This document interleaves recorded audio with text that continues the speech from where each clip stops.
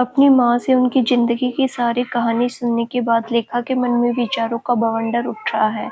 कभी विचार आ रहे हैं सूर्यान से दोस्ती नहीं रखनी है क्योंकि बड़े बाप का बेटा है। कभी सोच रही है दोस्ती रखने में क्या बुराई है, फिर मन में भावना का ज्वार उठता है और मन कहता है हम दोनों का रिलेशन तो आज का नहीं है, बहुत पुराना है और ये रिलेशन दोस्ती की सीमा से आगे बढ़ चुका है। अब मैं किस तरह इस रिलेशन से बाहर निकलूं?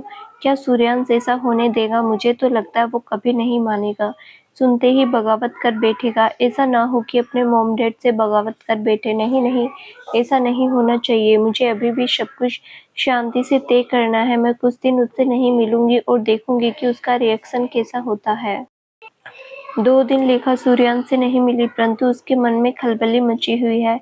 फिर भी अपने आप को शांत करके पढ़ने में मन लगा रही है। जब मन नहीं लग रहा तो नानी के साथ बैठकर बातें कर लेती है।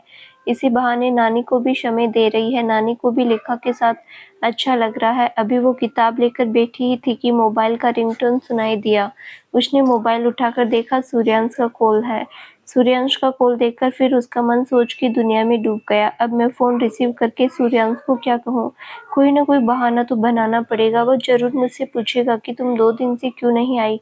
नानी की तबीयत का बहाना बनाना पड़ेगा और कोई रास्ता नहीं है मेरे पास। सोचते सोचते मोबाइल बजना बंद हो गया तो उसने लंबी सांस लेकर मोबाइल रख दिया। रखते ही मोबाइल फिर बज उठा। अब कोई रास्ता नहीं है, कॉल रिसीव करना ही पड़ेगा मुझे। हेलो सूर्यांश, बोलो। क्या हुआ लेखा? इतनी देर से मैं फोन कर रहा हूँ, तुम कॉल रिसीव नहीं कर रही हो। 2 दिन से पढ़ने के लिए लाइब्रेरी भी नहीं आई, क्या बात है? तबीयत तो ठीक है ना तुम्हारी? कॉल रिसीव करते ही सूर्यांश ने प्रश्नों की झड़ी लगा दी। अब इतने सारे प्रश्नों का क्या जवाब दे? उसके पास एक ही जवाब है, नानी की तबीयत खराब होने का बहाना बनाना पड़ेगा। उसने धीरे से कहा, क्या करते सूर्यांश? नानी की तबीयत ठीक नहीं है, इसीलिए उनकी देखभाल के लिए घर में रहना पड़ रहा है। घर बैठकर ही पढ़ाई कर रही हूँ। नानी जी को क्या हो गया? तुमने मुझे कॉल करके बताया क्यों नहीं? अलग से कुछ नहीं हुआ, तबीयत उनकी ठीक नहीं रहती है। नानी जी के जाने के बाद और ज़्यादा खराब रहने लगी, तो मम्मा ने कहा था घर में बैठकर पढ़ाई करो। नानी का थोड़ा ध्यान रखो। झूठ बोलते समय लेखा का गला कांप रहा था क्योंकि आज तक उसने सूर्यांश से कभी झूठ नहीं बोला। मुझे लग रहा है तुम सच नहीं बता रही हो क्योंकि तुम्हारा झूठ पकड़ा गया। झूठ बोलते ही तुम्हारा गला कांप रहा है। सच सच बताओ, क्या हुआ है तुम्हें?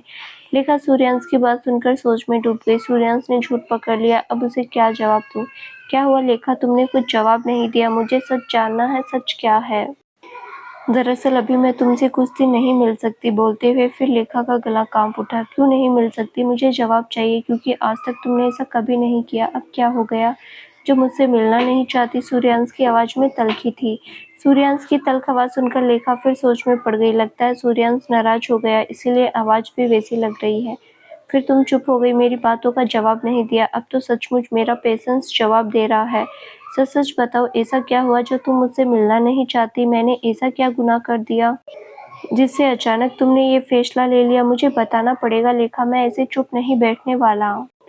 तुम आज मुझसे मिलो थोड़ी देर में और सारी बातें मुझसे खुलकर बताओ। क्या एक दोस्त को अपनी बातें नहीं बता सकती? मुझे नहीं बताओगी तो किसे बताओगी? कोई और दोस्त मिल गया है क्या? सूर्यांश की आवाज में वही तल्खी थी। सूर्यांश की बातें सुनकर फिर लेखा सोचने लगी, अगर सूर्यांश ने कोई ऐसा वैसा कदम उठाया तो दोनों के लिए अच्छा नहीं होगा। मैं नहीं चाहती हालात अभी बिगड़ जाए। अभी तो मैं फाइनेंशियली इंडिपेंडेंट भी नहीं हो पाई और अभी से बात बिगड़ जाए तो कैसे काम चलेगा? मम्मा ने अपनी जिंदगी की सारी कहानी मुझे सुना दी, फिर क्या फायदा हुआ सुनाने का? मुझे मम की जिंदगी से कुछ सीख लेनी पड़ेगी। सूर्यांश से मुझे सब कुछ बताना पड़ेगा। बिना बताए कुछ नहीं हो सकता। बताकर देखती हूँ, फिर दोनों मिलकर कोई रास्ता निकालेंगे। कैसी बातें कर रहे हो सूर्यांश? तुम्हें अच्छी तरह पता है तुम्हारे सिवा मेरा कोई दोस्त नहीं है, फिर मेरा इस तरह अपमान क्यों कर रहे हो? सॉरी रेखा, गुस्से में कह गया, मुझे ऐसा नहीं करना चाहिए था। फिर तुम मुझे आकर मिलो, मुझे चैन नहीं पड़ रहा। मैं लाइब्रेरी में बैठा हूँ, जितनी जल्दी हो सके तुम तैयार होकर आ जाओ। अच्छा, मैं थोड़ी देर में आती हूँ, तुम वहीं रहना, कहीं जाना मत। लेखा ने नानी से कहा, मैं पढ़ने जा रही हूँ लाइब्रेरी। पर तूने तो कहा था एग्जाम तक कहीं नहीं जाएगी, घर में ही पढ़ेगी, मेरे साथ ही रहेगी। हाँ नानी, कहा था, पर एक किताब की जरूरत पड़ गई। लाइब्रेरी से लेना बहुत जरूरी है, इसीलिए जा रही हूँ। थोड़ी देर वहाँ बैठकर पढ़ूंगी, फिर आ जाऊंगी। आप चिंता मत करो, तब तक अंजलि आंटी तो रहेगी। नानी से थोड़ा झूठ बोला लेखा ने। अच्छा जा, पर जल्दी आ जाना तेरी माँ के आने से पहले, वरना वो चिंता करेगी और मुझसे पूछेगी। ठीक है मेरी अच्छी नानी, मैं आ जाऊंगी। अगर आने में देर हुई तो माँ को समझा लेना, मेरी अच्छी नानी। नानी को दुलारते हुए लेखा ने कहा और निकल पड़ी। लेखा को देखते ही सूर्यांश मुस्कुरा पड़ा तो लेखा भी मुस्कुरा पड़ी, परंतु उसके मन में न जाने कैसा डर समाया हुआ है। लेखा मन ही मन सोचने लगी, मुझे समझ में नहीं आ रहा कि अपनी मोम की जिंदगी के बारे में सूर्यांश को कैसे बताऊं। अगर उसने गलत समझ लिया तो हमारी दोस्ती टूट जाएगी। मैं तो दोस्ती तोड़ना नहीं चाहती, मगर सूर्यांश जिद पर अड़ा है। मैं उसे सारा सच बताऊं कि नहीं? ठीक है, बताकर देखती हूँ। दोस्ती रही तो ठीक है, नहीं रही तो क्या कर सकते हैं। अपने दिल को समझाना पड़ेगा, परंतु मैं सूर्यांश के कहे अनुसार उसके साथ लिव इन रिलेशनशिप में नहीं रह सकती। जो गलती मम्मा ने की है वो गलती मैं दोहराना नहीं चाहती। आज सूर्यांश से मुझे स्पष्ट बात करनी पड़ेगी, फिर चाहे जो भी हो। मन ही मन लेखा ने दृढ़ निश्चय किया और मन के अंदर बैठा डर को भगाया। सूर्यांश, मैं चाहती हूँ कि दोनों मिलकर एक सीसीडी चले, वहीं बैठकर ही बात हो सकती है।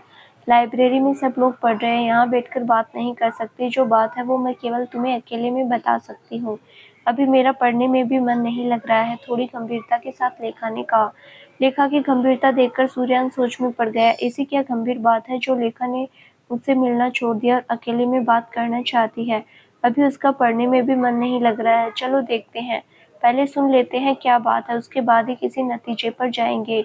ठीक है, चलो एक सीसीडी चलते हैं, कॉफी पीते पीते बात करते हैं। हाथ में एक एक कॉफी लेकर दोनों आमने सामने बैठे हैं चुपचाप। लेखा को चुप देखकर सूर्यांश भी चुप है। उसके मन में भी विचारों का बवंडर उठा हुआ है। कुछ देर खामोश रहने के बाद सूर्यांश ने ही खामोशी तोड़ी। अब बताओ क्या बात है सूर्यांश? पहले तुम मुझे ये विश्वास दिलाओ कि सारी बातें सुनकर तुम मुझसे दोस्ती नहीं तोड़ोगे। ये भी कोई कहने वाली बात है? किसी की बात से जो दोस्ती टूट जाए वो दोस्ती दोस्ती नहीं होती। इतने सालों की दोस्ती है हमारी, हवा के एक झोंके से ही टूट जाएगी, बिखर जाएगी? कैसी बातें कर रही हो तुम? जो भी बात है तुम बेफिक्र होकर मुझसे शेयर कर सकती हो। सूर्यांश की बात सुनकर रेखा को थोड़ी हिम्मत बंधी। उसने अपनी मॉम की जिंदगी के बारे में शॉर्टकट में सारी बातें बताई। कुछ देर चुप रहने के पश्चात सूर्यांश ने कहा, तो चोपड़ा एंड सन्स कंपनी के प्रेजेंट मालिक आदित्य चोपड़ा तुम्हारे फादर है? उसने ऐसा कैसे किया? एक लड़की के साथ इतना बड़ा धोखा? सुना है आदित्य चोपड़ा बहुत ही well behaved and humble person है। ह्यूमैनिटी बहुत ज़्यादा है, इसीलिए लोगों की मदद भी बहुत करते हैं। मेरे फादर के अच्छे दोस्त भी हैं। इन लोग बिजनेस पार्टी में अक्सर मिलते रहते हैं। मेरे फादर के मुंह से कई बार मैंने इनका नाम सुना है। नानू की तबीयत खराब हुई तो उन्होंने बहुत मदद की मम्मा की। नानू को अच्छे डॉक्टर से ट्रीटमेंट भी करवाया। मम्मा कहती है उन्होंने जो भी किया उनके फादर के प्रेशर से किया था। वो इतने बुरे इंसान नहीं है, परंतु इस बात को मेरा मन नहीं मान रहा है। अगर मम्मा से सच्चा प्यार था तो बगावत क्यों नहीं की?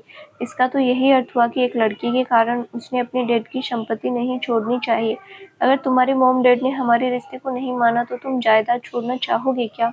प्रश्न करके लेखा बेसब्री से जवाब का इंतजार कर रही थी। लेखा का प्रश्न सुनकर थोड़ी देर के लिए तो सूर्यांश पेशोपेश में पड़ गया। एकदम से कुछ जवाब देते नहीं बना। वो थोड़ी देर के लिए चुप ही हो गया, सोच रहा था क्या जवाब दिया जाए। और फिर उसके पास इस बात का शायद कोई जवाब ही नहीं होगा इस वक्त। आखिर कोई अमीरजादा क्यों एक लड़की के लिए इतनी बड़ी संपत्ति छोड़ देगा? जवाब न मिलने पर लेखा अधीर हो उठी तो उसने प्रश्न दोबारा किया, क्या बात है सूर्यांश? मैंने कोई कठिन सवाल कर दिया क्या? तुम एकदम से चुप हो गए, तुम्हारे पास कोई जवाब नहीं है क्या? लेखा की बात से सूर्यांश एकदम से जैसे नींद में जाग उठा। नहीं नहीं, ऐसी कोई बात नहीं है लेखा कि बहुत कठिन सवाल है, परंतु सवाल है तो जिंदगी से जुड़ा हुआ है। एक तरफ तुम हो, एक तरफ मेरे मॉम डैड है, दोनों ही मेरे लिए बहुत महत्वपूर्ण है। मॉम डैड ने अगर मेरी बात नहीं मानी तब मुझे क्या करना चाहिए वही सोच रहा था। न मैं मॉम डैड को छोड़ सकता हूँ न तुम्हें छोड़ सकता हूँ। इस वक्त मैं क्या जवाब दूँ समझ नहीं आ रहा, परंतु इतना जरूर है कि मैं आदित्य चोपड़ा जैसा काम नहीं करूँगा। चाहे मॉम डैड मेरे ऊपर कितना ही प्रेशर क्यों न डाले, भले ही मैं शादी नहीं करूँगा, मगर तुम्हें छोड़ूंगा नहीं।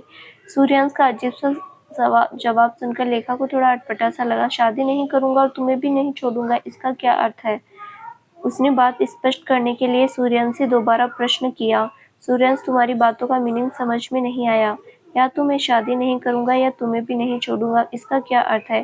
क्या तुम मुझे रखेल बनाकर रखना चाहते हो? एकदम से गुस्से से बोल पड़ी लेखा। ऐसा नहीं है लेखा, परंतु मैं अपने मॉम डैड को भी तो नहीं छोड़ सकता। पहले मुझे उनसे बात करनी पड़ेगी, उन लोगों की राय जाननी पड़ेगी, फिर मैं तुम्हें कोई जवाब दे सकता हूँ। तुम मुझे थोड़ा वक्त दो। तुम अमीरजादे ने एक ही थैली के चट्टे बट्टे हो। आदित्य चोपड़ा और तुम में कोई फर्क नहीं है। तुम लोगों की रीढ़ की हड्डी बहुत कमजोर होती है। दोस्ती करते समय, प्यार करते समय ध्यान नहीं रहता कि रीढ़ की हड्डी मजबूत है कि नहीं। गलती मेरी है, मुझे भी समझ लेना चाहिए था कि तुम्हारी रीढ़ की हड्डी कितनी मजबूत है, परंतु मुझे दुनियादारी का इतना पता नहीं था। मम्मा की मुँह से सारी बातें सुनने के पश्चात मुझे लगा दुनिया बहुत जटिल है, इसे समझना इतना आसान नहीं है। ठीक है, बात को फाइनल हो गई, मैंने तुम्हें वक़्त दिया। जब तक मैं तुमसे कांटेक्ट नहीं करूँ तुम मुझे फ़ोन नहीं करोगे सूर्यांश। पहले तो मुझे अच्छे से एग्ज़ाम देना है, उसके बाद मुझे बहुत सारे काम पेंडिंग है वो निपटाने हैं। मेरे पास भी इतना बेकार का वक़्त नहीं है कि तुमसे आकर मिलूँ। कॉफ़ी हाउस में बैठकर कॉफ़ी पीऊँ। मैंने तुम्हें थोड़ा-सा नहीं बहुत सारा वक़्त दे दिया क्योंकि अभी मुझे बहुत समय चाहिए पेंडिंग काम निपटाने के लिए। किसी से मुझे पुराना हिसाब चुकता करना है। मैं अब चलती हूँ, गुड बाय कहकर लेखा दनदनाते हुए कॉफ़ी हाउस से बाहर निकल गई। उसके पीछे मुड़कर भी नहीं देखा। सूर्यांश हक्का-बक्का सा लेखा को जाते हुए देख रहा था और सोच रहा था जाकर मॉम डैड से मुझे बात करनी पड़ेगी, नहीं तो बहुत देर हो जाएगी। हो सकता है एमबीए कंप्लीट करने के बाद उन लोगों मेरी शादी की बात करें और किसी बिजनेसमैन की लड़की से शादी पक्की कर दे, जैसा आदित्य चोपड़ा के डैड ने किया था। इससे पहले कि कोई घटना हो जाए मुझे मॉम डैड से अपनी इच्छा बतानी पड़ेगी। मैं ऐसा कदम नहीं उठाना चाहता जैसा आदित्य चोपड़ा ने उठाया। मैं जानता हूँ लेखा दुखी होकर चली गई, मगर उससे तब मिलूंगा जब मैं हाथ बढ़ाकर कह सकता हूँ कि लेखा, I will marry you, will you marry me. इधर जूही समय से घर पहुंच गई। उसकी मॉम प्रतिभा डाइनिंग हॉल में बैठकर चाय पी रही थी और टीवी देख रही थी। जूही को देखकर उसने टीवी बंद कर दिया और प्यार से पूछा, तू आ गई बेटा, चाय पिएगी? हाँ मॉम, आज ऑफिस का खेल खत्म हुआ तो जल्दी आ गई। आजकल लेखा घर पर रहती है तो लगता है घर जल्दी पहुंच जाऊं। थोड़ी देर तुम्हारे साथ बैठकर, थोड़ी देर उसके साथ बैठकर अपनी मन बात करने का मन करता है। लेखा कहाँ है? तुम अकेली चाय पी रही हो? ठीक है, मैं जाकर अंदर फ्रेश हो जाती हूँ, लेखा को भी देख कर आती हूँ, फिर हम दोनों माँ बेटे बैठकर चाय पियेंगे और बातें करेंगे। जूही उठकर जाने लगी तो प्रतिभा बोल पड़ी, लेखा तो बाहर गई है, अभी तक आई नहीं। बाहर गई है? बाहर मतलब कहाँ गई है? पर उसे तो घर बैठकर पढ़ना था, मुझसे कहा था मैं घर पर रहूंगी मम्मा। आश्चर्य से जूही ने कहा। मैंने पूछा था तो मुझसे कहा, नानी मैं लाइब्रेरी जा रही हूँ, मुझे एक किताब चाहिए, थोड़ी देर वहाँ पर बैठकर पढ़ूंगी फिर आ जाऊंगी। अब तक तो आ जाने चाहिए, उसे चिंतित होते हुए प्रतिभा ने कहा। लाइब्रेरी में किताब चाहिए? पर सारी किताब तो है उसके पास, फिर कौन सी किताब चाहिए? या किसी और काम से निकली है? कहीं तुमसे झूठ तो नहीं बोला? जूही अधीर हो उठी। जा तू फ्रेश हो जा और चाय पी ले, आ जाएगी, इतनी छोटी भी नहीं है, इतनी चिंता करेगी तो कैसे काम चलेगा। ठीक है मॉम, मैं फ्रेश होकर आती हूँ। अंजलि, आज एक कप गर्मा गर्म कॉफी बना दो, ब्लैक कॉफी, थोड़ा तरोताजा हो लेती हूँ। अंजलि को आवाज लगाते हुए जूही फ्रेश होने चली गई। कॉफी में एक चुस्की लगाकर दरवाजे की ओर देखते हुए जूही ने कहा, मॉम अभी तक लेखा नहीं आई, अंधेरा होने लगा है, कहाँ रह गई? ठीक है, मैं एक बार फोन लगा देती हूँ। ठीक है, तू इतनी चिंता कर रही है तो एक बार फोन लगाकर देख ले। कॉफी पीते पीते लेखा को कॉल किया मगर उसने कॉल रिसीव नहीं किया। दो तीन दिन 2-3 कॉल करने के पश्चात भी उसने कॉल रिसीव नहीं किया तो जूही को और चिंता होने लगी। इतना कहाँ पर बिजी हो गई कि मेरा कॉल भी रिसीव नहीं कर रही है। चिंता के साथ जूही को झल्लाहट भी हो रही थी। अरे लाइब्रेरी में है तो पढ़ने में बिजी होगी। मोबाइल स्विच ऑफ कर दिया होगा, प्रतिभा ने समझाते हुए कहा। स्विच ऑफ करने से तो स्विच ऑफ बोलता रिंग जा रही है मगर कॉल रिसीव नहीं कर रही है। थोड़ी देर और इंतजार कर ले, इतना इम्पेशेंस हो जाएगी तो कैसे काम चलेगा। कितनी उम्र हो गई है परंतु अभी तक बचपना है तुझमें। बचपना नहीं मोम, मुझे चिंता होती है, रात हो रही है, कॉल रिसीव नहीं कर रही, मन हमेशा बुरी बातें ही सोचता है, कोई परेशानी तो नहीं हो गई कहीं पर। जूही ने दरवाजा खोलकर ही रखा था और बार बार दरवाजे की ओर नजर जा रही थी। अभी बातचीत चल ही रही थी कि हाँफते हाँफते लेखा दौड़कर माँ के गले लग गई और सिसक कर रोने लगी। क्या हुआ लेखा, क्या हुआ बेटा, इस तरह रो क्यों रही है? और ऐसा लगता है जैसे दौड़कर आई है, हाँफ रही है। जूही ने लेखा की पीठ पर हाथ फेरते हुए कहा तो वो और जोर जोर से रोने लगी। माँ का प्यार भरा स्पर्श पाकर उसके अंदर का सारा दर्द पिघलकर आंखों से बह रहा था। जूही ने उसे रोका नहीं, कुछ देर रोने दिया ताकि मन हल्का हो जाए। थोड़ी देर होने के पश्चात उसने सिर उठाया और आंसू पोंछते हुए माँ की ओर बड़ी कातर दृष्टि से देख रही थी। उसकी आंखों में न जाने कैसा भय छाया हुआ था जिसे जूही ने देख लिया। क्या हुआ बेटा, इस तरह क्यों देख रही है? तुम डरी हुई क्यों हो? जो कुछ हुआ खुलकर बताओ हमें।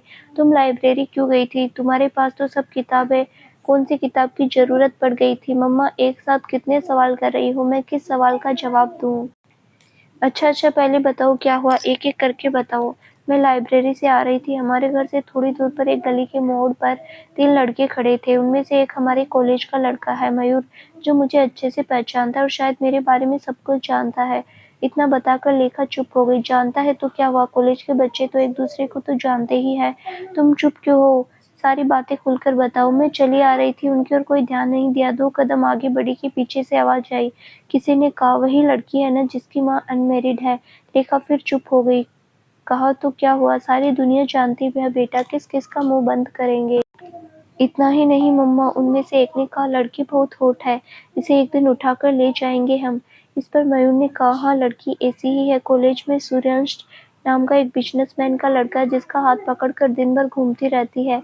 इस लड़की को हासिल करना कोई बड़ी बात नहीं है, सब पैसों का खेल है। पैसा फेंको, तमाशा देखो। पैसे के लिए मरती होगी, इसीलिए तो बिजनेसमैन लड़के पर का हाथ पकड़कर घूमती रहती है। क्या करेगी बेचारी, अनमैरिड मॉम की बेटी है। जैसी माँ कैरेक्टरलेस, बेटी भी वैसी ही। इतना कहकर लेखा फपक फपक कर रोने लगी। लेखा को अपनी ओर खींचकर उसके सर पर हाथ फेरते हुए जूही ने कहा, मेरी बेटी तो बहुत हिम्मत वाली है, फिर इतना डर क्यों रही है? किसी ने कुछ कह दिया तो क्या हुआ? इतना आसान है क्या किसी को उठा लेना? तुम डरो मत, तुम्हारी मॉम है तुम्हारे साथ। आप तो दिन भर ऑफिस में रहती हो मम्मा, मुझे तो इधर उधर जाना ही पड़ता है। लोग अगर इस तरह परेशान करेंगे तो मैं दिन भर घर में बैठी रहूंगी क्या? कैसे जाऊंगी बाहर? इन गुंडों का कोई भरोसा नहीं। अभी भी लेखा डरी हुई है। कुछ और बात जरूर है, तुम इतनी डरपोक लड़की नहीं हो। बताओ क्या हुई है, खुलकर बात बताओ। उनमें से एक लड़की ने कहा, मयूर, तुम्हारे फादर का एक बंगला है ना जिसमें हमेशा बिजनेस पार्टियां होती रहती है। बंगला खाली मिलेगा क्या? उस बंगले में एक दिन इस लड़की को हम तीनों मिलकर उठाकर ले जाएंगे, फिर वो तो बहुत मस्ती होगी। इतनी गंदी गंदी बातें कर रहे थे। मैंने पलटकर जवाब दिया, तुम लोगों की माँ बहनें नहीं है क्या? तुम्हें शर्म नहीं आती किसी राह चलती लड़की को इस तरह परेशान करते हुए? इस पर उनमें से एक लड़के ने कहा, अभी तो हमने तुम्हें छुआ भी नहीं, जब उठाकर ले जाएंगे तो पता चलेगा तुम जैसी लड़कियों की औकात क्या है। तुम लोग तो पैसे में बिक जाते हो, जैसे तुम्हारी माँ भी बिक गई थी मिस्टर आदित्य चोपड़ा के हाथों। अब तुम्हारे हाथों बिक जाओगी तो इसमें क्या बुराई है? लेखा फिर रोने लगी। तू क्यों मुंह लगने गई थी उन गुंडों के?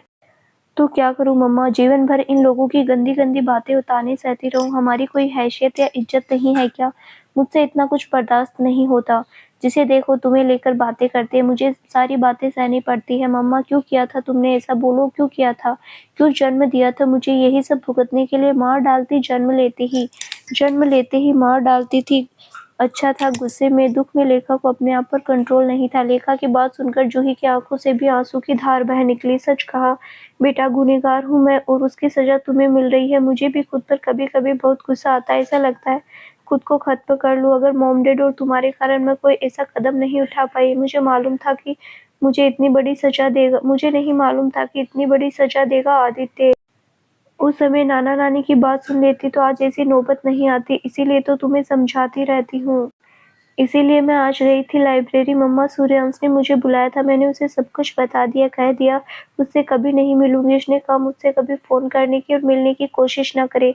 तुमने हमारे बारे में सब कुछ बता दिया तो क्या हुआ मम्मा? बिना बताए भी तो लोगों को पता है। कहीं ना कहीं से लोगों को पता चल ही जाता है। सच कभी छुपता है क्या? सच कहा तूने बेटा। ये दुनिया बहुत जालिम है। कोई चैन से जीना चाहे तो जीने नहीं देती, कुरेद कर घाव और नासूर बना देती है। मैंने अपनी जिंदगी में यही देखा है। मुझे भी तो हर कदम पर लोगों का तिरस्कार और अपमान सहना पड़ा मम्मा। एक सूर्यांशी था जिसने कभी मुझसे कुछ नहीं कहा, ना कुछ पूछा। आज सब कुछ जानकर भी उसने कुछ नहीं कहा। फिर भी मैं उससे सारे रिश्ते तोड़कर आई हूँ। इसका अर्थ है कि वो तुझसे शादी नहीं करेगा। उसे भी तो अपने मॉम डैड से परमिशन लेनी होगी। मुझसे समय मांगा है तो मुझे गुस्सा आया और मैंने कह दिया, जितना चाहे समय ले लो। तुम भी आदित्य चोपड़ा से कम नहीं हो। तुम्हारी भी बैकबोन बहुत कमजोर है। तुम अमीरजादे ऐसे ही होते हो। चली आई गुस्से में। मैं उससे कभी नहीं मिलूंगी, पर मैं एक बात कह देती हूँ तुमसे मम्मा, मैं उस आदित्य चोपड़ा को नहीं छोड़ूंगी। एक बार उसने आमना सामना हो जाए फिर मैं उसे उसकी औकात दिखाऊंगी। गुस्से में बिफर पड़ी लेखा। आदित्य बहुत बड़ा बिजनेसमैन है, हम उससे नहीं लड़ सकते। उससे अगर तुम्हें कुछ कहना है तो शांति से कहना पड़ेगा। लड़कर जीत नहीं पाएंगे बेटा, मेरी बात समझा करो। ये दुनिया इतनी सीधी नहीं है। वैसे भी आदित्य चोपड़ा तो अभी भी मुझसे शादी करना चाहता है। मैंने ही उसे मना किया है। तुम्हें पिता का नाम देना चाहता है, तुम्हारी परवरिश करना चाहता है। ये आज से नहीं बहुत सालों से पहले चाहता है। मैंने मॉम डैड के कारण इस बात को कभी भी किसी से नहीं कहा। मुझे पता था मॉम डैड कभी पसंद नहीं करेंगे। दोनों आदित्य से नफ़रत करते थे। आदित्य बहुत बार बोल चुका है और मुझे उर्वशी भी बोल चुकी है। उर्वशी भी यही चाहती है कि मैं उसके बेटे निर्भय की माँ बन जाऊँ। मैंने सब कुछ केवल मॉम डैड और तुम्हारे लिए सैक्रिफाइस किया है। आज भी आदित्य चोपड़ा मेरे लिए इंतज़ार कर रहा है।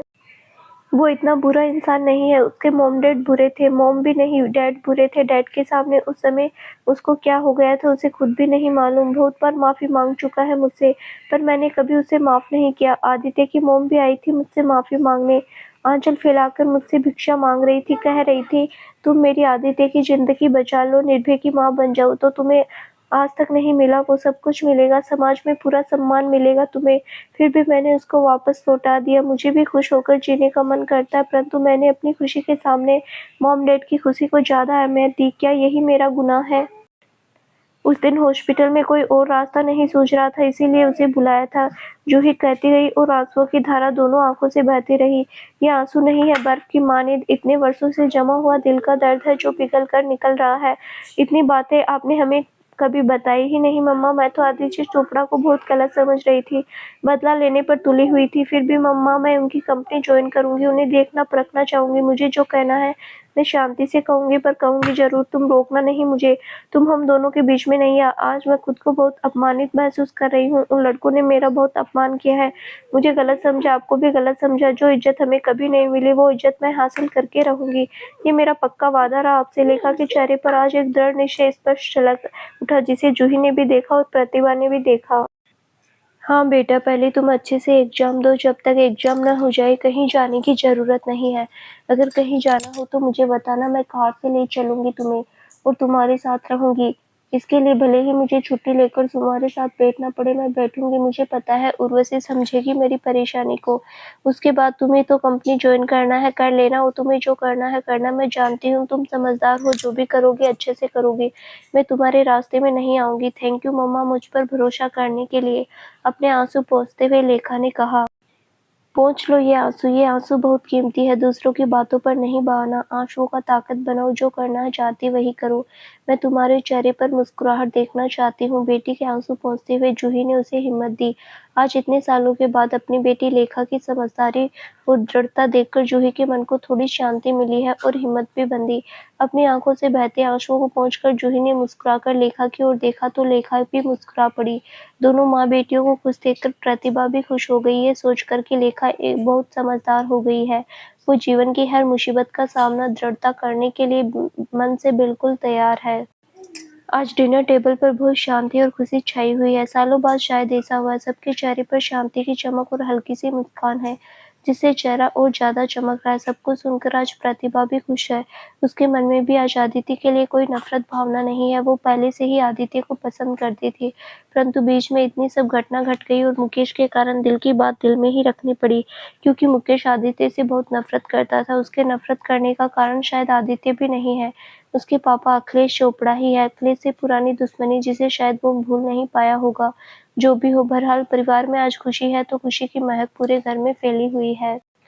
आज अंजलि ने लेखा के लिए उसके मनपसंद पनीर के पराठे बनाए हैं। जूही के कहने पर पनीर के पराठे देखकर लेखा को बहुत खुशी हो गई। रात को जूही और उसकी मोम प्रतिभा हल्का फुल्का खाना खाते, इसीलिए अपने लिए दलिया की खिचड़ी बनाई। खाने के टेबल पर बैठकर लेखा चहक उठी, मम्मा आपने लिए मेरे पनीर के पराठे बनाए। थैंक यू मम्मा, पर आप दोनों दलिया की खिचड़ी क्यों खा रही हो? आज एक दिन मेरे साथ पनीर के पराठे ही खा लेती, एक दिन खाने से क्या हो जाएगा? अंजलि आंटी, मम्मा और नानी के लिए भी पनीर के पराठे बना दो। हम तीनों मिलकर आज यहीं खाएंगे और खुशी सेलिब्रेट करेंगे। ठीक है, लेखा कह रही है तो बना दो अंजलि, आज खा लेते हैं। तीनों मिलकर खुशी सेलिब्रेट करते। आज मन बहुत हल्का फुल्का है, जैसे मन से बहुत बड़ा सा पत्थर जैसे बोझ हट गया।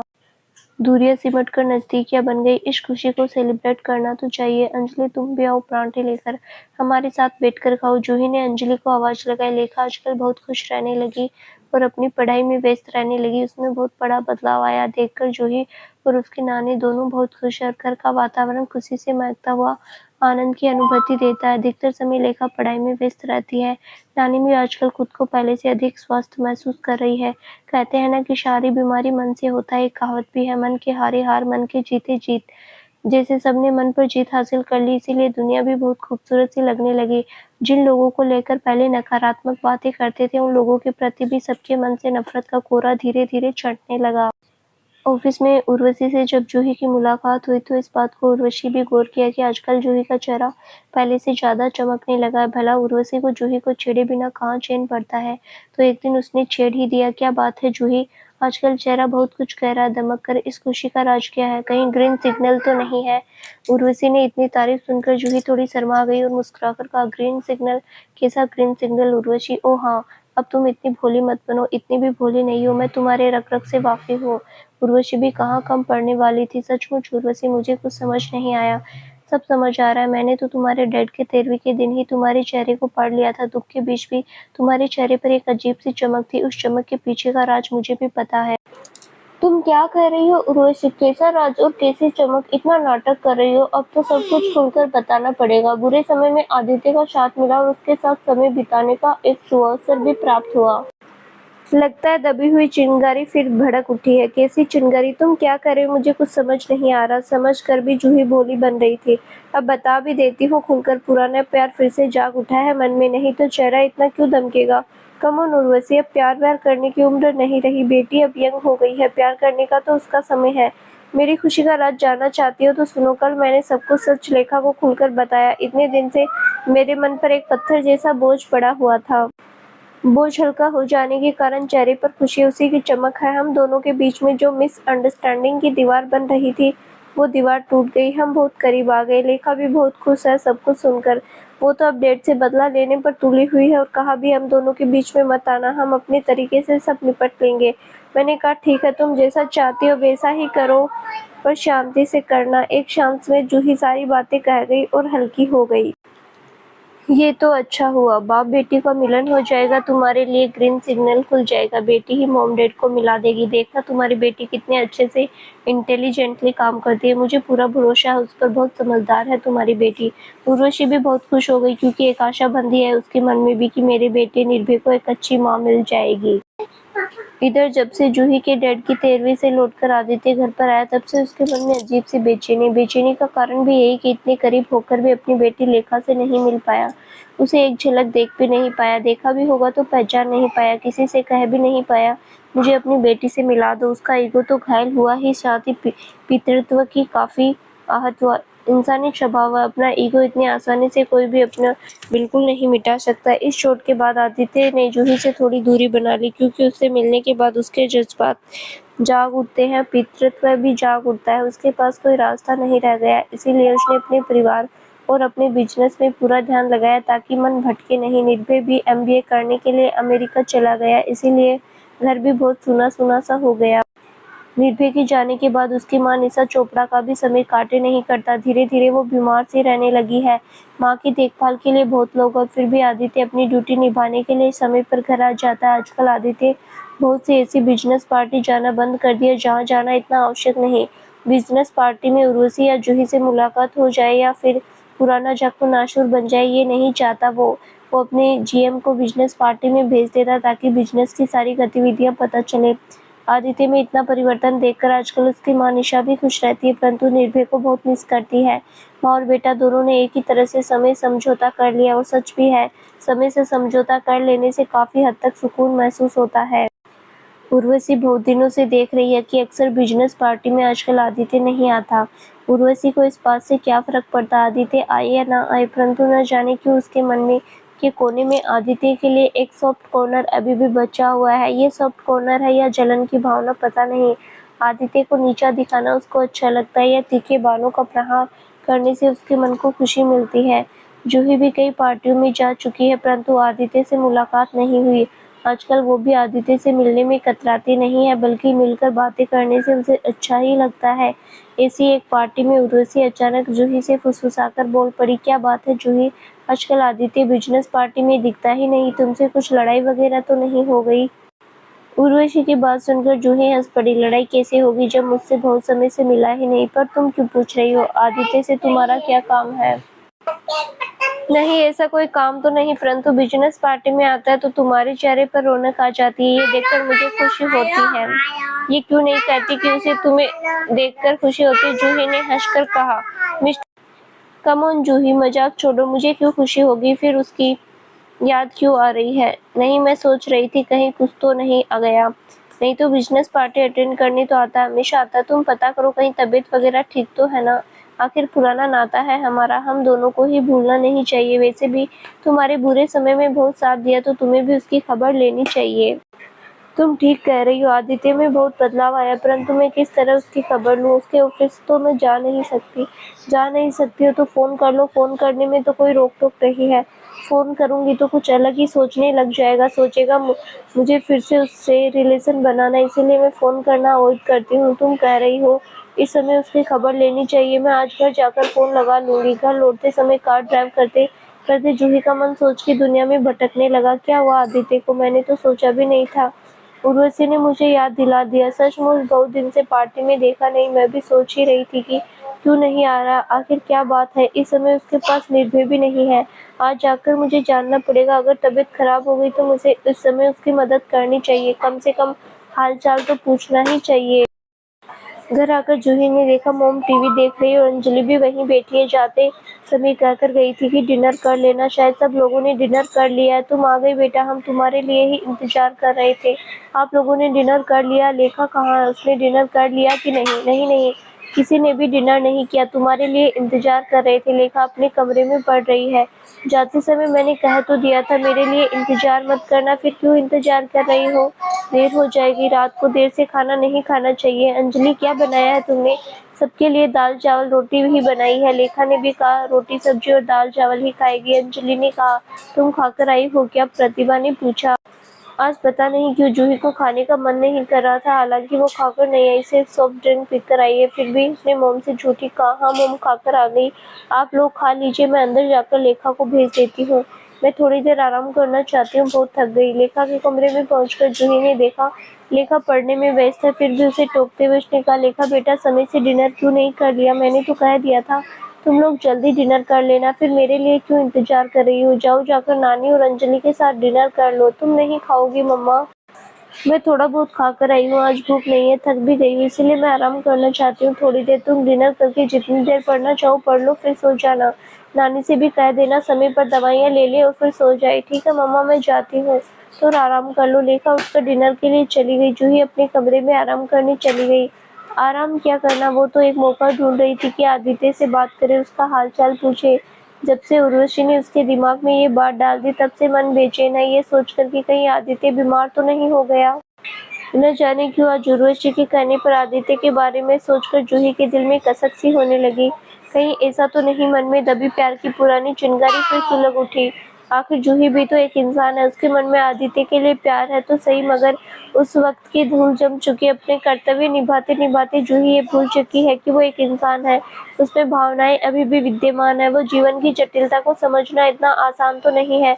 कभी कभी वक्त भी मेहरबान नहीं होता, कभी कभी मेहरबान हो जाता है। देखते वक्त जूही के जीवन में उसका पुराना प्यार लौटा कर लाता है या नहीं।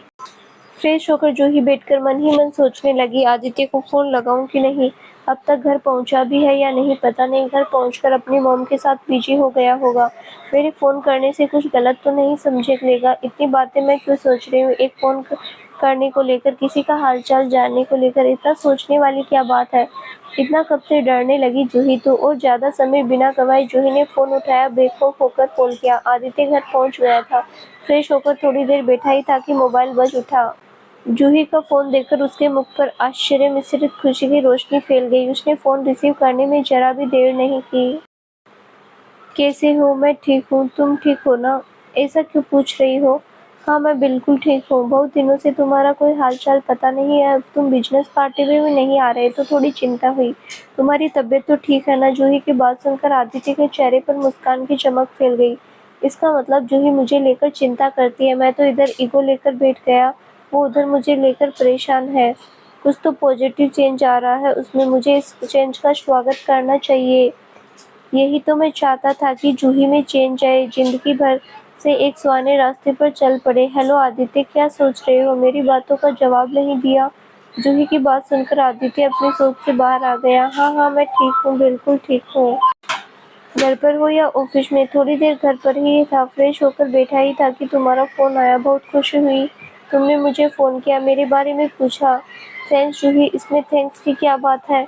मैंने तो केवल हालचाल पूछा है, मेरे लिए तो यही बहुत बड़ी बात है।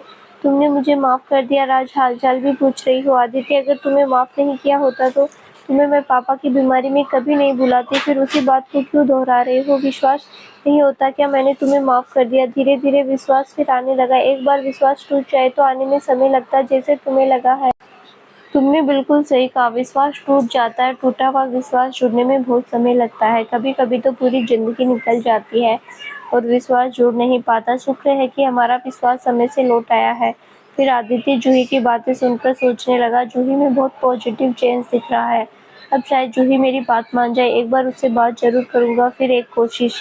क्या हो गया आदित्य, फिर तुम चुप हो गई? कुछ नहीं, बस सोच रहा था। क्या सोच रहे थे? तुम्हारे बारे में। और क्या? मेरे बारे में क्या सोच रहे थे? मैं कितनी बुरी हूँ, कितनी घमंडी हूँ, तुम्हारी बातें नहीं सुनती, आदि आदि। तुम्हारे बारे में ऐसा मैं सोच सकता हूँ? तुमने यही सोच रखा है? नहीं, ऐसा नहीं सोचा, मैं मजाक कर रही थी। तुम बताओ, इतने दिनों से क्या महीनों से तुम किसी भी बिजनेस पार्टी में नहीं आ रहे हो? उर्वशी बहुत चिंता कर रही थी तुम्हें लेकर, उसी ने मुझे फ़ोन करने को कहा। अच्छा, तो तुमने खुद से फ़ोन नहीं किया? उर्वशी को भला मेरी चिंता क्यों होने लगी? तुम मजाक तो नहीं कर रही हो? और फिर उर्वशी के कहने पर ही तुम फ़ोन कर रही हो क्या? सच सच बताना जूही। नहीं, मैंने भी सोचा तुम्हें लेकर, बट मैं फ़ोन नहीं कर रही थी। फिर तुम मुझे गलत ना समझ लो इसीलिए। तुम्हें क्यों गलत समझूं? गलत तो मैं हूँ। इतने सालों के बाद मैं जान पाई हूँ कि तुम गलत नहीं हो, तुम समय के हाथों मजबूर थे। तब मेरी उम्र भी कम थी, इसलिए तुम्हें समझने में गलती की, परंतु अब इस उम्र में आकर धीरे धीरे सब समझ आने लगा है कि इंसान के हाथ में सब कुछ नहीं होता, कुछ चीज़ें समय के हाथों में होती है। तुमने बताया नहीं, तुम बिजनेस पार्टी में क्यों नहीं आते हो? तुमसे दूर रहना चाहता था, तुम्हारे करीब जाकर जज्बात जाग उठते, इसलिए खुद को घर में और काम में कैद कर लिया ताकि तुम्हारी यादें मुझे नहीं सताए। लेखा की याद भी बहुत सताती है। उस दिन तुम्हारे घर जाकर भी उससे मुलाकात नहीं कर पाया, मन में बहुत ठेस लगी थी। उसी दुख को भुलाने की कोशिश कर रहा हूँ। मैं इतना बदनसीब फादर हूँ कि अपनी बेटी से भी नहीं मिल पाता। सब मेरी गलती की सजा मुझे मिल रही, इसीलिए सोचा सब लोगों से दूर हो जाऊं तो सबको शांति मिलेगी। भावुक हो उठा आदित्य। आदित्य बहुत जज्बाती हो रहा था। उसकी बातें सुनकर जूही भी जज्बाती हो उठी। इतनी जज्बाती बनकर कैसे जिंदगी जियोगे तुम? उस दिन लेखा से नहीं मिल पाए, इसका मतलब ये नहीं तुम दुखी होकर अपने आप में सिमट जाओ। लेखा को मैंने उस दिन तक कुछ भी नहीं बताया था तुम्हारे बारे में, फिर सबके सामने तुम्हारा क्या कहकर परिचय देती, कैसे कहती कि तुम उसके डैड हो। अब मेरी सारी बातें लेखा को बता दी। समय नहीं चाहता, वो खुद ही आकर तुमसे मिलेगी। अब वो छोटी बच्ची नहीं है, थोड़ा सा सब्र रखो और इतनी जज्बाती मत मिलो। जूही ने आदित्य को समझाया। क्या करूं जूही, निर्भय भी अमेरिका में है, घर आता हूं तो बहुत सुना सुना लगता है घर, इसीलिए खुद को काम में उलझा कर रखता हूँ। घर आकर मॉम की देखभाल भी करनी पड़ती है। वैसे देखभाल करने के लिए सब लोग हैं, परंतु मेरी भी एक ड्यूटी है, सोचकर मैं जल्दी घर आ जाता हूँ। फिर आजकल कुछ किताबें पढ़ता हूँ तो निर्भय छोड़कर गया है, कहकर गया कि पापा ये सब किताबें पढ़ना खाली समय में। किताबों का नाम सुनते ही सुझाया था। अच्छा लग रहा है तुम्हें इतना बदलाव आया देखकर, परंतु बदलाव पॉजिटिव होना चाहिए, नेगेटिव नहीं। जिंदगी की परीक्षा देते देते आधी जिंदगी निकल गई जो बाकी जिंदगी अगर चैन से कट जाए तो अच्छा। निर्भय लौट कर आएगा तो सारा बिजनेस उसी को सौंप कर सोच रहा हूँ बिजनेस की जिंदगी से संन्यास ले लूंगा। तुम ऐसी बातें कर रहे हो तो मुझे क्या करना चाहिए आदित्य? मुझे भी लेखा पर सारी जिम्मेदारी छोड़कर सन्यासी बन जाना चाहिए। तो तुम लौट आओ ना मेरी जिंदगी में, बाकी जिंदगी हम शांति से गुजार लेंगे। थोड़ा सा धैर्य रखो, समय ने चाहा तो जिंदगी के बाकी साल अच्छे से ही कटेंगे। Be optimistic. ठीक है, तुम्हारी बात मान लेता हूँ, अगली बिजनेस पार्टी में जरूर आऊंगा। उर्वशी मुझे याद कर रही थी, जरूर मुझे जलाए बिना उसे मजा नहीं आ रहा होगा। उसे पता है मुझे उससे कोई जलन नहीं है, फिर भी दिखावा करती रहती है। कुछ भी कहो आदित्य, उर्वशी बहुत बड़े दिल की है। बुरे समय में उसका सहारा नहीं मिला होता तो मेरा तो नामो निशान ही मिट जाता। आज जो भी हूँ उसी के कारण हूँ, इसीलिए उसकी कुछ बुराइयां मैं अनदेखा कर देती हूँ। इसी में खुशी मिलती है, इसी में शांति है। ठीक कहा तुमने, मैं भी उसके प्रति ग्रेटफुल हूँ क्योंकि उसने तुम्हारा सहारा दिया। जब मैंने तुम्हें गड्ढे में धकेल दिया था तब उसने तुम्हारा हाथ थामा था, मैं भूल नहीं सकता कभी। छोड़ो पुरानी बातें आदित्य, बहुत वर्ष हो गए उन बातों को। धूल जम जाए तो ये अच्छा, धूल चटाने की कोशिश मत करो, दबे रहने दो और वर्तमान में जो उसे लेकर जियो तो भविष्य भी अच्छा ही होगा। ठीक है, आगे से मैं अतीत की बातें नहीं करूँगा। गुड, वेरी गुड, तुमने वह पुराना आदित्य दिख रहा है। आई एम वेरी हैप्पी। अच्छा मैं रखती हूँ, बहुत रात हो गई, नींद भी आ रही है। Okay, good night. Good night, bye. Juhi call करने बंद करने के बाद बहुत देर तक हाथ में मोबाइल लेकर आदित्य चुपचाप बैठा रहा। जूही की कही गई एक बात को महसूस करता रहा। हाथ में मोबाइल लेकर उसे ऐसा महसूस हो रहा था जैसे जूही आसपास भी कहीं है, उससे बात कर रही है। आज उसका मन बहुत खुश और हल्का भी महसूस कर रहा है। खुशी के मारे नींद कोसों दूर है आंखों से। मन ही मन बैठकर सोचने लगा, जूही में बहुत बड़ा बदलाव आया। अब मेरे बारे में सोचने लगी, तभी तो हालचाल जानने के लिए मुझे कॉल किया। कह रही थी समय आएगा तो लेखा भी मुझसे मिलेगी। ये कहने का अर्थ समझ में नहीं आया। क्या सचमुच लेखा मुझसे मिलने आएगी? यकीन नहीं होता। ठीक है, समय पर सब कुछ छोड़ देते हैं, देखते हैं समय क्या रंग लाता है। सोचते सोचते जुम्हाई लेते लगा आदित्य और नींद आने लगी तो खुशी खुशी लेट गया, नींद के आगोश में समा गया। आजकल लेखा बहुत जल्दी उठ जाती है, फ्रेश होकर पढ़ने बैठ जाती है। अंजलि उसे हॉर्लिक्स के साथ साथ गरम गरम दूध देती है। हालांकि वो पीना नहीं चाहती, मगर जूही का सख्त निर्देश है कि सुबह सुबह गरम गरम दूध पिया करो, चाय नहीं। दूध पीते पीते वो अपनी पढ़ाई शुरू कर देती है। वैसे तो जूही भी रोज सुबह जल्दी उठ जाती क्योंकि उसे ऑफिस जाना होता है, ऑफिस के लिए तैयारी करनी होती है। आज जूही नींद से नहीं उठी तो उसे किसी ने जगाया भी नहीं। लेखा मन ही मन सोचा, रात को मम्मा देर से सोई होगी, थकी हुई होगी, इसीलिए अभी तक सो रही है। उसे क्या पता कि देर तक मम्मा किससे बातें की। खिड़की से सूरज की रोशनी जब झांकने लगी, जूही के चेहरे पर आकर गिरी। सूरज की रोशनी की गर्माहट महसूस करते ही जूही हड़बड़ाकर उठ बैठी। उसने घड़ी की ओर देखा, 7:30 बज रहा था। अरे बाप रे, 7:30 बज गए, मुझे तो 8:30 बजे निकलना भी है। इतनी जल्दी कैसे हो पाएगा सब कुछ? उसे खुद पर गुस्सा आने लगा। देर से सोने के कारण जाग नहीं पाई। कई बार देर से सोती हूँ मगर इतनी नींद तो नहीं आती। कल इतनी सुकून की नींद कैसे आ गई ये तो मन ही जानता है, मगर किसी को बता तो नहीं सकती कि आदित्य से बातें करके वो सुकून सा महसूस हुआ, इसीलिए गहरी नींद आ गई। कमरे से निकलते निकलते उसने आवाज लगाई, लेखा लेखा, तुमने मुझे जगाया क्यों नहीं? इतनी देर तक मैं सोती रही, अब ऑफिस कैसे जाऊंगी? मम्मा की आवाज सुनकर लेखा कमरे से बाहर निकल आई। आप मस्त सो रही थी इसीलिए मैंने जगाया नहीं। रोज सुबह तो उठ जाती हो, ऑफिस भी जल्दी जाती हो, आज दिन लेट चली जाओगी तो क्या हो जाएगा? उर्वशी आंटी को फोन कर दो कि आज थोड़ी लेट आ रही हो। उर्वशी आंटी सजा थोड़ी देगी, आप भी ना जरूरत से ज्यादा पंक्चुअल हो। मुझे भी ऐसा ही पंक्चुअल बनने की हमेशा आदत देती रहती हो, पर मैं आपके जैसा पंक्चुअल नहीं बन सकती और ना ही बनना चाहती। तुमने सच कहा, आज उर्वशी को फोन कर देती हूँ। मैं थोड़ी देर से आ रही हूँ, मुझे तो ध्यान ही नहीं रहता, मैं कभी लेट भी आ सकती हूँ। आपको ना मम्मा काम करने की मेनिया है, पंक्चुअलिटी की भी मेनिया है, तभी तो होश नहीं रहता। कभी कभी लेट भी ऑफिस जाया जा सकता है। लेखा खिलखिलाकर हंस पड़ी। लेखा को इस तरह खिलखिलाकर हंसते हुए बहुत दिनों से नहीं देखा जूही ने। आज उसकी हंसी पूरे घर में गूंज रही है। ऐसा लग रहा है घर में हंसी की महक फैल गई है। बहुत दिनों के बाद तुझे इस तरह खिलखिलाकर हंसते हुए देख रही हूँ परी, बड़ा अच्छा लग रहा है। ऐसा लग रहा है आज ऑफिस नहीं जाऊं, एक दिन की छुट्टी ले लूं और तुम्हारे साथ टाइम स्पेंड करूं। तुम्हारे पास टाइम तो है ना परी? मेरे पास तो टाइम ही टाइम है मम्मा। तुम्हारा पहला पेपर कब है? पढ़ाई भी तो करनी है। पहला पेपर कल है, पढ़ाई की चिंता मत करो, मैं अपनी पढ़ाई कर लूंगी। घर में रहोगी तो हमेशा तुम्हारे साथ बैठकर बात थोड़ी करूंगी, थोड़ी देर बात भी कर लूंगी तो उससे पढ़ाई पर कोई असर नहीं पड़ेगा। अच्छा आज घर में ही रहो, खुश होते हुए लेखा ने कहा। ठीक है, तुम अपनी पढ़ाई कर लो, फिर थोड़ी देर बैठकर माँ बेटी की बातें कर लेंगे, नानी के साथ मिलकर मिलकर लंच भी करेंगे। मिलकर लंच करने का मौका कम ही मिलता है। Very good mamma, I am very happy. खुशी से चैक पड़ी लेखा। ठीक है बेटा, तुम जाओ पढ़ाई करने, मैं जाती हूँ। फ्रेश होकर एक साथ बैठकर ब्रेकफास्ट करेंगे। ठीक है मम्मा, जब तक आप फ्रेश होकर आती हो तब तक मैं थोड़ी देर पढ़ लेती हूँ। एक साथ ब्रेकफास्ट करने के बाद तुम्हारे और नानी के साथ बैठकर थोड़ी देर बात कर लेंगे, इसीलिए एक चैप्टर कंप्लीट कर लेती हूँ। ठीक है बेटा, वैसा ही करो, मैं आ रही हूँ। जूही आज वर्षों बाद एक पुराना गाना जिंदगी कैसी है पहेली, कभी ये हंसाई कभी ये रुलाई गुनगुनाते हुए फ्रेश होने चली गई। तो दोस्तों आगे क्या होगा जानने के लिए इस कहानी का अगला भाग जरूर देखें, जो बहुत जल्द ही इस चैनल पर प्रसारित किया जाएगा। धन्यवाद।